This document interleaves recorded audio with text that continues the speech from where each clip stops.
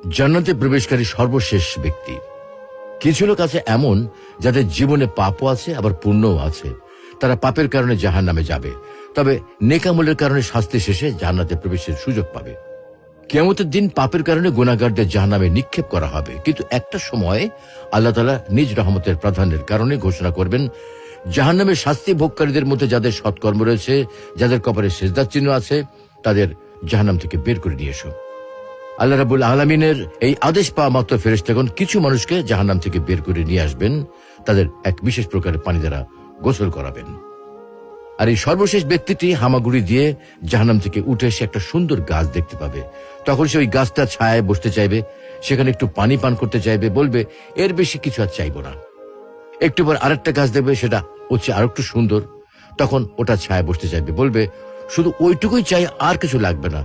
কিছুক্ষণ পরে আরো একটা গাছ দেখবে যেটা আগেরটা চেয়ে আরো বেশি সুন্দর। এবার বলবে না না না, ওইটাই চাই, কসম খেয়ে বলছি, এরপর আমি আর কিছু চাইবো না। এইভাবে গুটি গুটি পায়ে জান্নাতের দিকে এগোতে থাকবে। কিছুক্ষণ পরে সে উঁকি দিয়ে জান্নাতের ভেতরটা একটু দেখবে, আর আল্লাহর কাছে একটুখানি সময়ের জন্য জান্নাতে প্রবেশের অনুমতি চাইবে। তখন আল্লাহ বলবেন, তুমি প্রত্যেকবারে আর কিছু না চাওয়ার অঙ্গীকার করেছো, অথচ প্রতিবারে ওয়াদা ভঙ্গ করছো। বস্তুত মাটি দিয়ে পূর্ণ হওয়া ব্যতীত আর কিছুতেই বনি আদমের পেট ভরবে না।